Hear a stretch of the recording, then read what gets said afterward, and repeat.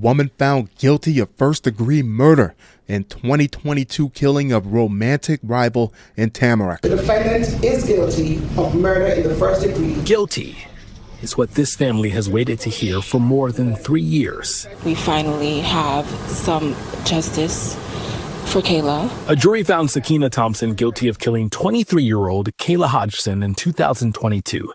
Prosecutors argued Thompson surprised Hodgson at her Tamarack apartment, confronted her about the two of them dating the same man, and then stabbed her to death. This is a textbook definition of premeditated murder. There was no way you were ever going to convince a jury that this was self-defense when you yourself traveled 1,200 miles to this woman's home. This wasn't like a random scuffle in a Walmart parking lot and things just went sideways. Then they have it documented and admissible. You chirping off hostilities at Hodgson. You show up to her place and she ends up dead. And you look like Tariq St. Patrick in the face. Just all else. A jury on Tuesday found a woman guilty of first-degree murder in the killing of her romantic rival back in 2022 in Tamarack. Sakiyna Thompson, 31, was convicted in the July 22 killing of 23-year-old Kayla Hodgson. She could face life in prison, which is a strong possibility the way Hodgson's family showed up for her, and I'm pretty sure any parole type situations, they're going to be there for that too. Hodgson's family cried tears of joy over the verdict and hugged each other in the courtroom. We're so thankful in this moment that the jury was able to see the story for what it is, that Kayla did not deserve to die the way that she did. Defense attorneys insist Thompson didn't start the fight. They say Hodgson hit Thompson first and cut her stomach with a piece of glass. This whole I'm coming to you as a woman or let's talk woman to woman, it never ends well, does it? Hodgson had to be the more mature of the two despite being the younger of the two and just block her ass as she should. Grow the hell up. Nobody stole your man. Your man escaped you. He could have easily hopped burrows and found himself a Bronx woman that keeps razor blades in her mouth, but he was spitting for distance. He wanted to get the hell away from you. People get left every day, B. You'll be all right. You tough, right? Prosecutors accused her of flying to South Florida from New York days before the murder with the intent of killing Hodgson. They said Thompson was jealous that Hodgson was dating Thompson's ex-boyfriend. See, this is what needing closure gets you. You don't need closure at all. Closure leads to conflict. Conflict leads to confinement. During the trial, jurors heard 4 hours of closing arguments that were centered on whether Thompson planned to kill Hodgson or whether Thompson acted in self-defense. That is a stretch. In July of 2022, prosecutors argued that Thompson surprised Hodgson at her Tamarack apartment at 5 a.m., confronted her about the two women dating the same man. How the hell did she know where this woman lived, and then stabbed her to death? Thompson claims Hodgson attacked her. Punching me. Punching you where? My face. Where on your face? Point to it for us.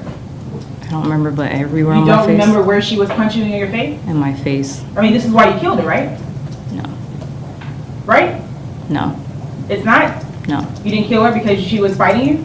No, I killed her because she took the glass from the hookah and slashed me across my stomach. Thompson says she was 2 months pregnant at the time. She says Hodgson cut her stomach with a piece of glass.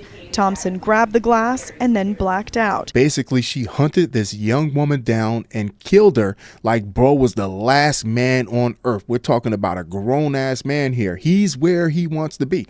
This is one of the most selfish things a person can possibly do, is to take someone's life over a person that doesn't want them. It doesn't matter why they left or who they left you for.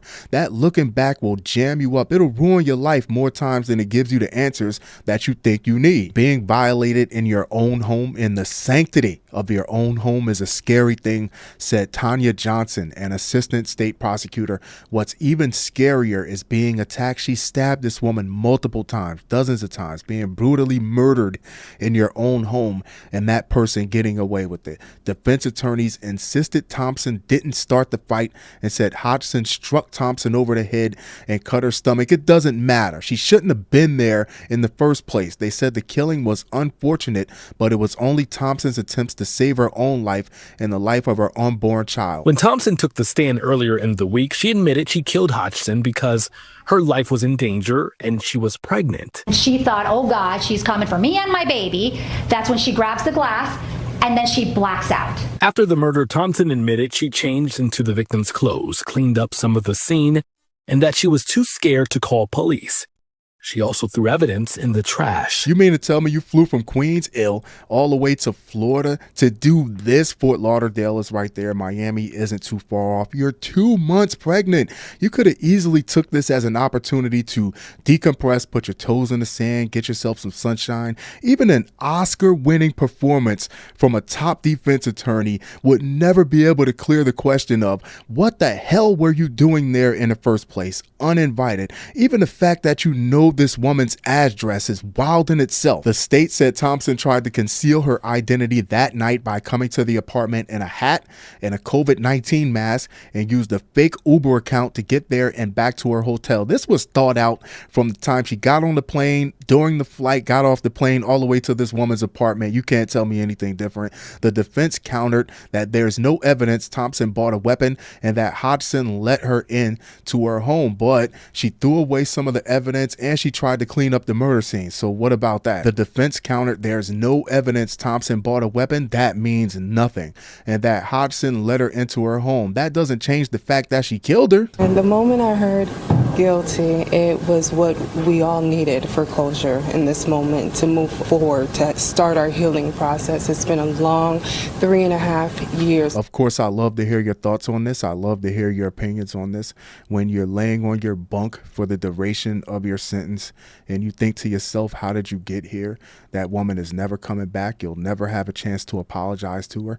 And you'll never get the man that you supposedly did this over. And you still look like Tariq St. Patrick in the face. No winners here.